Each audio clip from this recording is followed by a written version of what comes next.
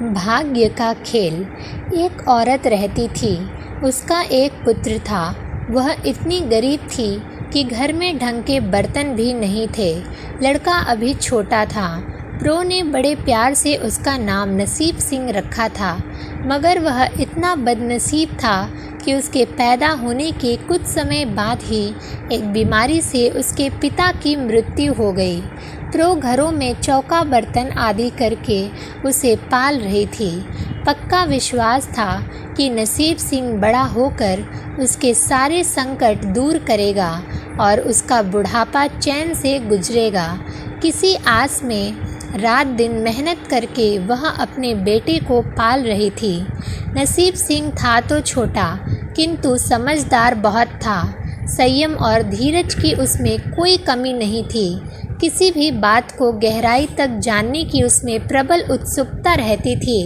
एक दिन उसने अपनी माँ से पूछा, माँ, हम इतने गरीब क्यों हैं? यह सब तो ईश्वर की मर्जी है बेटे। दुखी स्वर में प्रो ने कहा, सब नसीब की बात है।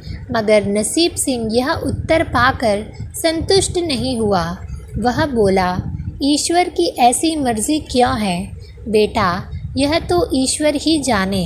अगर ईश्वर ही जाने तो ठीक है, मैं ईश्वर से ही पूछूंगा कि हम इतने गरीब क्यों हैं। बताओ माँ, बताओ कि ईश्वर कहाँ मिलेंगे।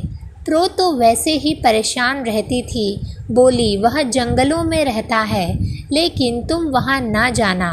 लेकिन नसीब सिंह ने दिल ही दिल में इस क्षण इरादा बना लिया कि वह ईश्वर को ढूंढेगा और पूछेगा कि आखिर हम इतने गरीब क्यों हैं। एक दिन वह जंगल की ओर चल दिया। जंगल घना और भयानक था। चलते चलते नसीब सिंह बुरी तरह थक गया, मगर भगवान की परछाई भी उसे नहीं दिखाई दी। भगवान तो वहाँ कहीं नहीं, आखिर गरीबी दूर कैसे हो। तभी संयोग से मृत्यु लोक का भ्रमण करते करते शिव पार्वती उधर ही आने निकले।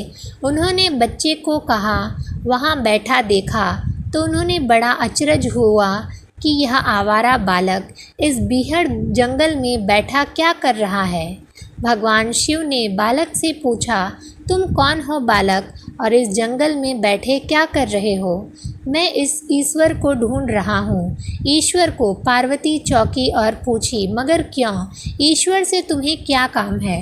मैं उनसे पूछना चाहता हूँ कि हम इतने गरीब क्यों हैं? दूसरों की तरह हम पर भी भाग्य की कृपा क्यों नहीं है? नसीब सिंह से निर्भयता से उत्तर दिया। माँ पार्वती और भगवान शिव बच्चे का साहस देखकर बहुत प्रसन्न हुए। माँ पार्वती तो करुणा की सागर है।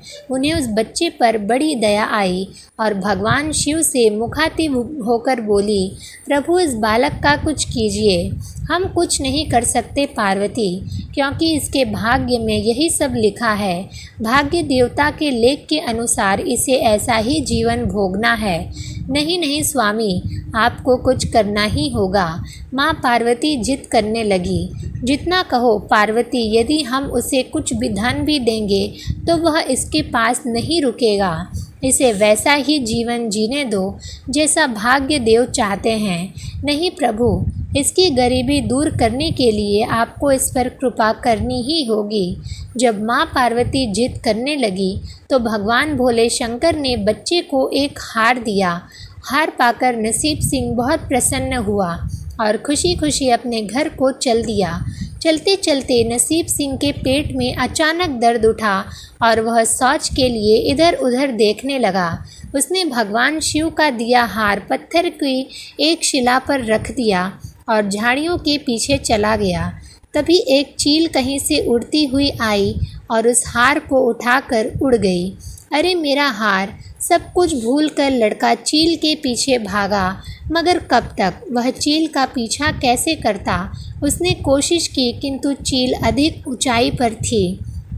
कुछ ही पलों में चील उसकी नज़रों से ओझल हो गई तो वह बड़ा दुखी हुआ और रोते रोते अपने घर की ओर चल दिया। घर पहुंचकर उसने माँ को सारी बात बताई, मगर प्रो को उसकी बात पर बिल्कुल भी विश्वास नहीं हुआ। उसने मन ही मन निर्णय लिया कि वह कल फिर वहीं जाएगा और भगवान शिव पार्वती को अपनी विपदा सुनाएगा। उसका विश्वास था कि भगवान शिव उसे चील को अवश्य दंड देंगे। भगवान शिव ने पार्वती से कहा, देखो उसके पास कल वाला हार नहीं रहा, उसे एक चील ले उड़ी है और दूसरा हार आपने पास भी नहीं। वह चील को दंड दिलवाने की इच्छा लिए आज फिर आया है। पार्वती देवी ने फिर भगवान शिव से प्रार्थना की, आप चाहे चील को दंड दे या ना दे, किंतु इस लड़के की सहायता करके इसकी निर्धनता दूर करें। हम अब कुछ नहीं कर सकते देवी, यदि तुम जिद करती हो तो हम ब्रह्मा से कहेंगे, वही इस बालक की कुछ सहायता करेंगे। कहकर भगवान शिव ने ब्रह्मा जी को बुलाया और सारी बात बताकर आग्रह किया कि आप इसकी कुछ मदद करें। तब ब्रह्मा जी ने लड़के को हीरे की एक अंगूठी दे दी। लड़के ने अंगूठी जब में रखी और खुशी खुशी अपने घर चल दिया। सोच लिया था कि वह अब एक पल के लिए भी अंगूठी को अपने से अलग नहीं करेगा।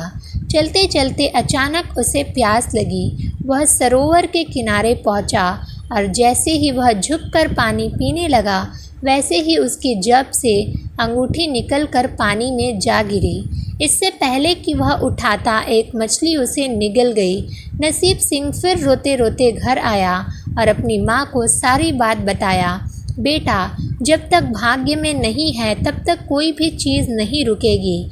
माँ ने उसे दिलासा देते हुए कहा, जब भाग्य देवता खुश होंगे तो मिट्टी भी सोना बन जाएगी, मगर इस प्रकार किसी के देने से हमारी गरीबी दूर नहीं होगी।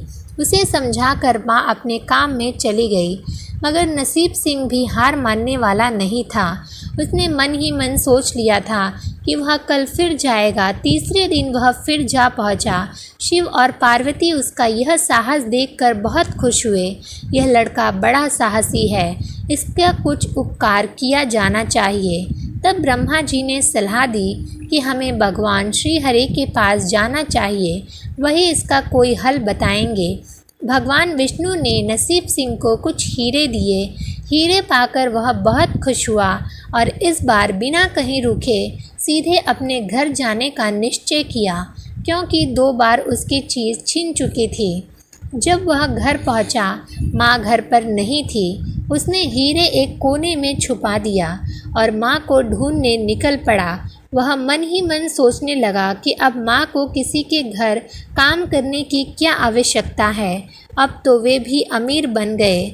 उधर पीछे से चोर उसके घर में घुसे और जो भी सामान हाथ लगा लेकर भाग निकले।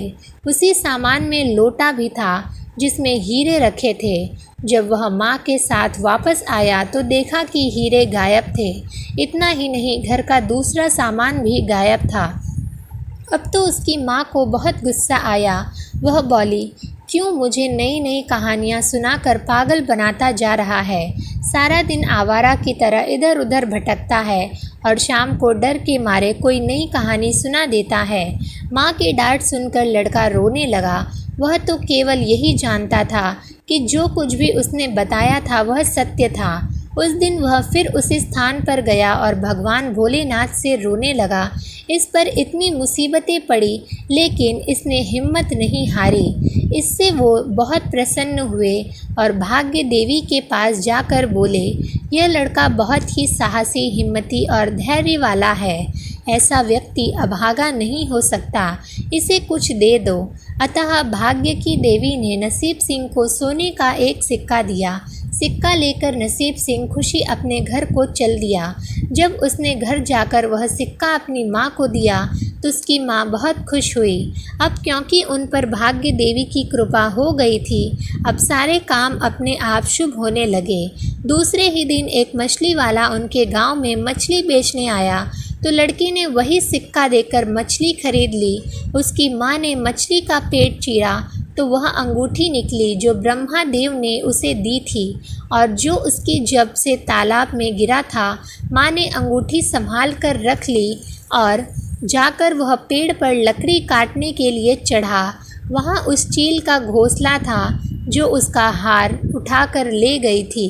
लड़के ने देखा कि चील वहाँ आसपास नहीं थी। नसीब सिंह ने अपना हार उठा लिया और जो भी थोड़ी बहुत लकड़ियाँ पेड़ के आसपास पड़ी थी वही उठाकर घर की ओर चल दिया। माँ हर प्रकार से बहुत खुश हुई। अब तो देखते ही देखते उनके दिन बदल गए। घर में किसी चीज़ का अभाव नहीं रहा। फिर ईश्वर की कुछ ऐसी करनी हुई कि जो चोर उसके घर में हीरे चुरा कर ले गए थे, उन्हें सपने में महादेव ने चेतावनी दी कि जो हीरे उस लड़के के घर से चुरा कर ले गए हो वह तुरंत वापस कर दो, वरना तुम्हारा सर्वनाश कर दूंगा। चोर उसी दिन हीरे उसके घर पर दे गए और अपनी गलती के लिए माफ़ी भी मांगी। इस प्रकार उस अभागे नसीब सिंह का भाग्य चमक उठा। अब उसके घर में किसी चीज़ की कमी नहीं रही और उनकी गरीबी सदा के लिए समाप्त हो गई। जय श्री महाकाल। ऐसी ही और वीडियो देखने के लिए हमारे चैनल को सब्सक्राइब करें। धन्यवाद। ओम नमः शिवाय दोस्तों।